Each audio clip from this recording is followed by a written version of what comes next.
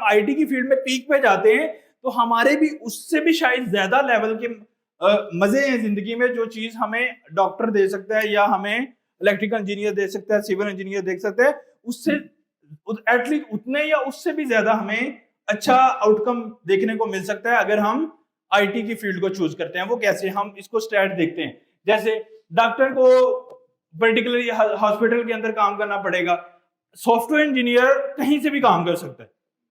एक एक जो सबसे बड़ा मजे का फायदा है कि अगर हम आईटी में आते हैं और इस फील्ड को चूज करते हैं तो फायदा क्या है कि हम कहीं से भी काम कर लेंगे, हमें कोई जगह या लोकेशन की कोई लिमिटेशन नहीं है।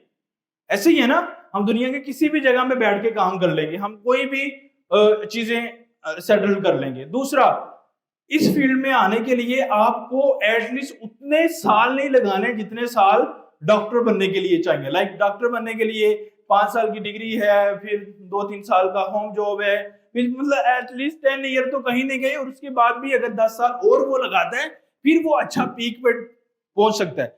लेकिन आईटी में अगर देखो, मेरे ख्याल से अगर आप 3 से 4 साल 5 साल लगा लेते हैं अच्छे, तो आप इस फील्ड के पीक पे जा सकते हैं। आप इस फील्ड का जो पीक है उसको टेस्ट कर सकते हैं। इसका मतलब है इसमें एक्सपर्ट बनने के लिए टाइम भी कम रिक्वायर्ड है, इसमें ज्यादा आपको टाइम नहीं लगाना पड़ेगा as compare to other field.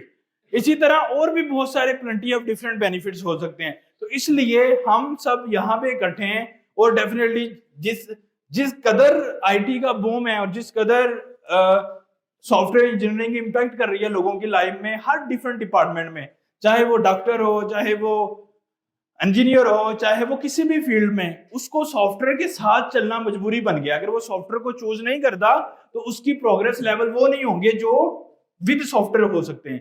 Like doctor है, उसके पास कोई भी मशीन नहीं है, कोई भी सॉफ्टवेयर की मशीन नहीं है, कोई उसके पास आलात नहीं है ऐसे जो सॉफ्टवेयर के साथ चलते हैं, तो वो अपनी वो कैसे चीजों को प्रोसेस करेगा, वो ऑपरेट कैसे करेगा, उसकी चीजें कैसे चलेंगी। तो इट्स मीन सारी फील्डें एट द एंड आईटी पे डिपेंडेंट है, और इसमें जो जिद्दत आ रही है वो दूसरी फील्ड्स को भी इंपैक्ट कर रही है। इसलिए मुझे ये लगता है कि सारी फील्ड में आईटी इस वक्त, देखिए अभी इसमें चांसेस हैं, हो सकता है कि 2030 में हम ये बात ना कर रहे हो, लेकिन मुझे इस वक्त लगता है कि IT is the premium field.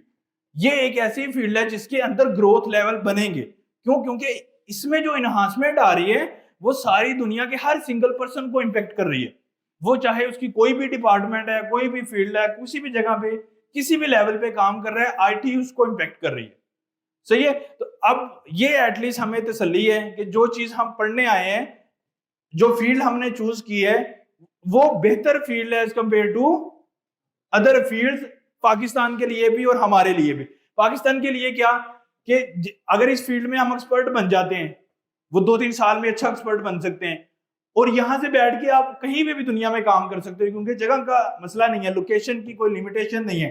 और पाकिस्तान के लिए आप सॉफ्टवेयर को एक्सपोर्ट करके डॉलर्स को इंपोर्ट कर सकते हो।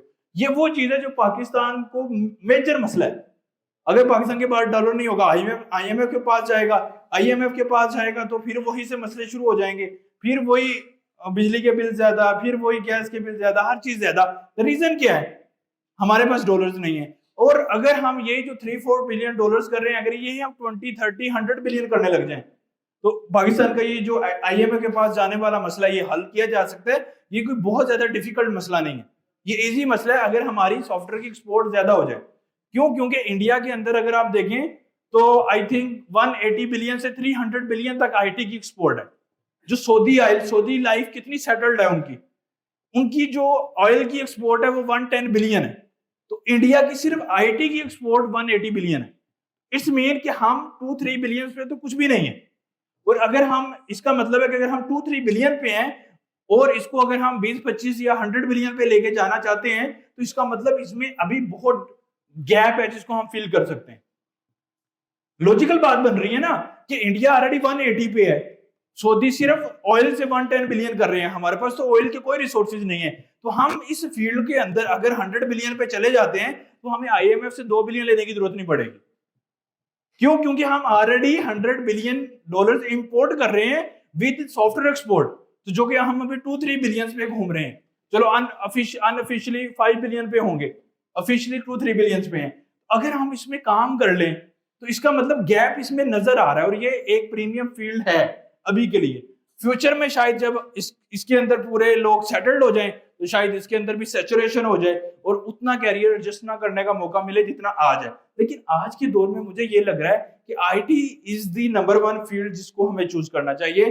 और इसके मजे ये हैं, कोई लिमिटेशन नहीं है कि डिग्री ये हो ये ना हो, कोई लिमिटेशन नहीं है यहाँ से काम करना है, कोई लिमिटेशन नहीं है आप अंडर ग्रेजुएट हो नहीं हो, किसी किस्म की कोई लिमिटेशन नहीं है। You have skill, you have the values. That's the very simple formula in IT. अगर आपके पास स्किल है यू हैव द वैल्यूज, अगर स्किल नहीं है you don't have any values. तो ये सिंपल सा फॉर्मूला है। इसका मतलब स्किल सीख के हम अगर इतने प्रीमियम बन सकते हैं बाकी सारी फील्ड से और इतने टेक्निकल बन सकते हैं तो लाइक इसको हमें चूज करना चाहिए। और अल्लाह का शुक्र है कि आप सब लोग इसको चूज करके यहाँ पे आके बैठ गए।